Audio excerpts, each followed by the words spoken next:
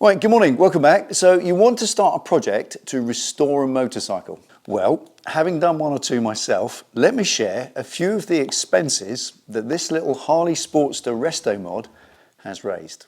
Now I have my little black book because I set a budget for my projects right at the beginning, a fixed budget, and I hope not to go over that budget by the end. So right at the start, I know roughly how much I want to spend, and I start by buying the donor bike from that budget. Going out there, finding something that I can restore and looking at what it needs doing and whether I can afford to do it in with the price of the bike. And that little Sportster in terribly neglected condition cost me £4,500 right at the start. Now, 4.5 grand might seem a lot of money to pay for a dilapidated old Sportster 883. Possibly it is, but the star of the show, and for me what made it worth the money, was the engine. Because the core of any motorcycle is its engine, and that motor had only done 14,000 genuine miles. I checked it online, and it was the original genuine mileage, and I was proved right, because when I changed it, when I converted it from 883 to an S&S 1200, this is one of the old cylinder bores, one of the old barrels, and when I look inside the bore, there is still evidence of factory cross-hatching in there, which proves that genuinely that's a 14,000 mile bike that was barely run in, which means the gearbox was barely run in and the crank was barely run in. And when I pulled it apart, I took the cams out, not a mark on them, they were spotless. So it proves a good, worthy investment. 4.5 grand for an old dilapidated Sportster? Yeah, with an engine like that, I was happy to pay it all day long because I knew all I had to do was no engine repair work, just bolt the 1200 top end on it.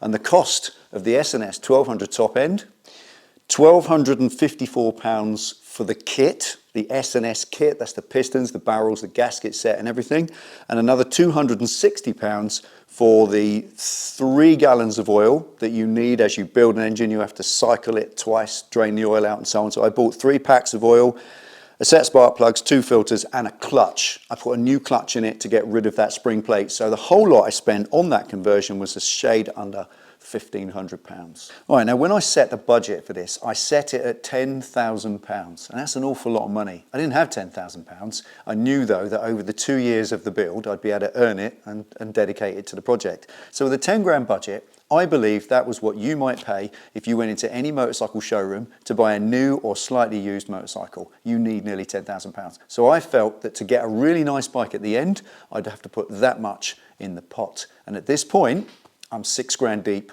already with just a fully built S&S engine, but the rest of the bike still needed fully restoring.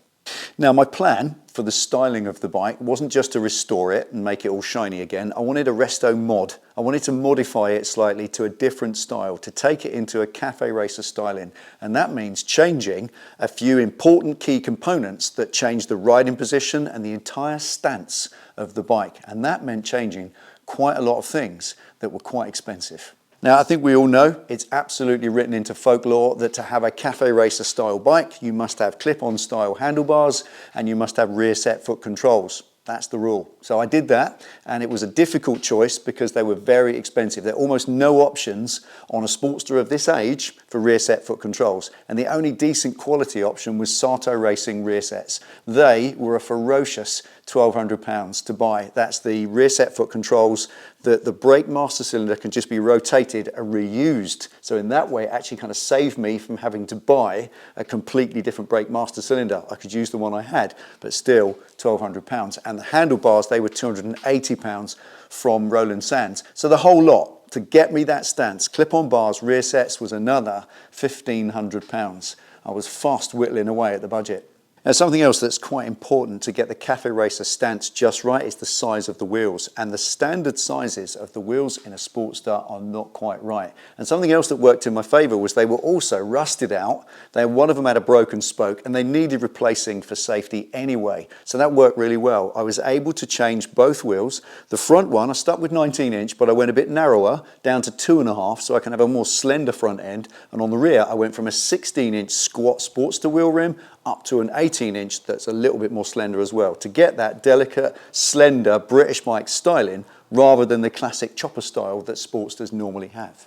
So having decided the size of the rims, I went along to have a chat with a local wheel builder about my options, and he said, look, given the state of the original wheels, so horribly corroded with spokes rusting through and breaking off, how about a set of wheels that will never rust or corrode no matter what you do? You've only ever just got to rinse them off and they'll last you a lifetime. I really like that idea.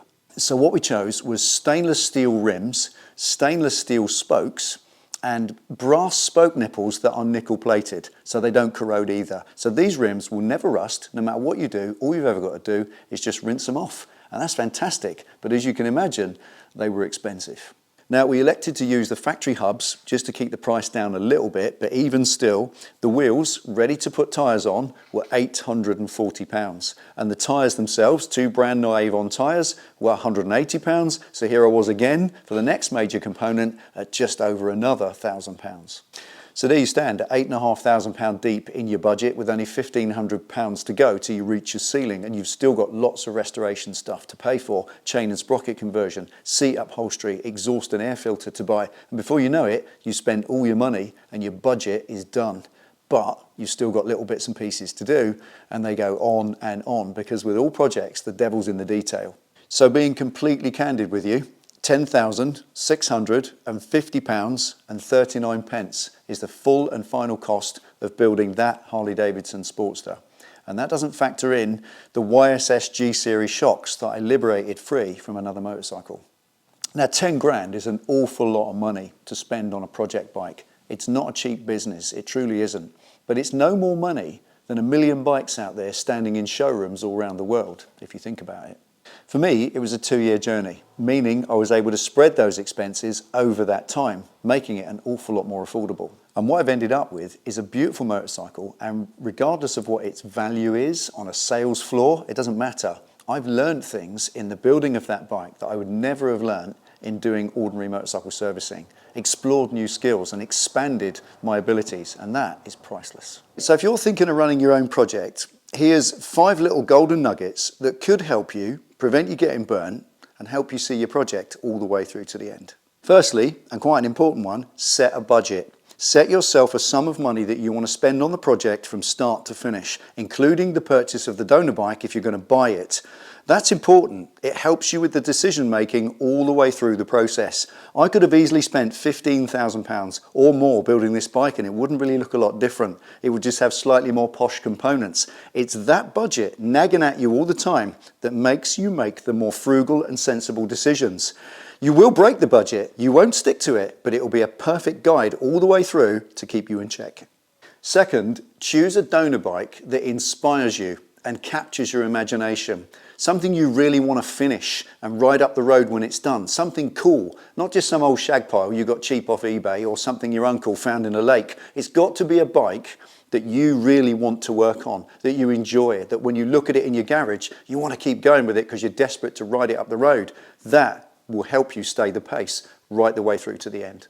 Thirdly, don't bite off more than you can do. Consider your skill set. Consider what you're able to carry out, and then you can enjoy doing it. You're not out of your depth. Look at your equipment and tools. Have you got enough equipment to do the job? What about a lift? Do you need one? Have you got a permanent space to carry out the project in? You don't want to be getting turfed out of your premises halfway through the project.